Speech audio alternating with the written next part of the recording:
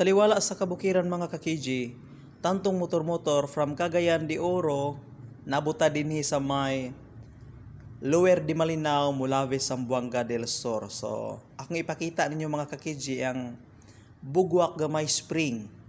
So, nahimutan kini sa may barangay Lower de Malinaw, Mulaves, Zamboanga del Sur. Alright, so mao ni nga tong gihanahian mga ka-KG, no, akong ipakita ninyo kay kini manggod nga spring is bugnaw gini siya nga spring. So tiada ni siya kaliguan mga ka-KG nya, limpyo pud kayo ang tubig kay flowing man, di ba?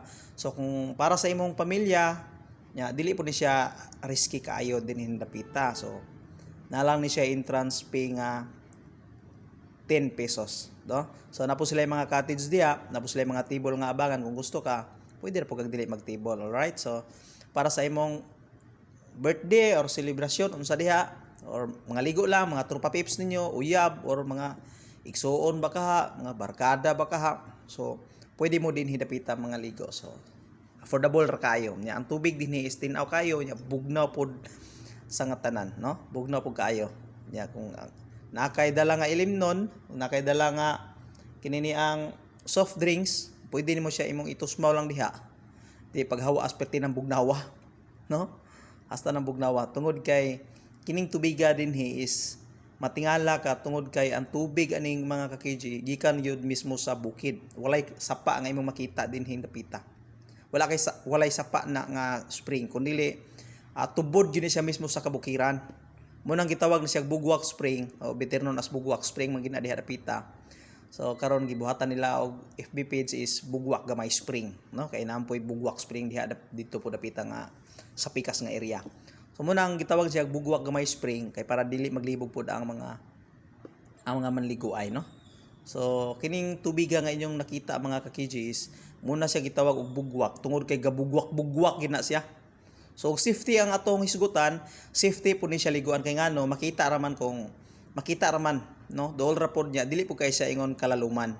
So sakto lang siya, makakuan ka, makaligo nya, matagbaw juga sa iyang kabugnaw. Munang kini dinhing dapitang lugar is gidayo na gini sa mga residente dinhi, og dili lang kay nagkalain-lain ang mga lugar ang ngabot dinhing dapita, no? Tungod kay gikan sa Mulave 10 minutes ra nimo biyahon. So gikan ka sa Mulave 10 minutes ra nimo biyahon padulong dinhing dapita. So diha kaagi sa may Riverside, tangas kag Bugo, tapos tuloy-tuloy lang ka.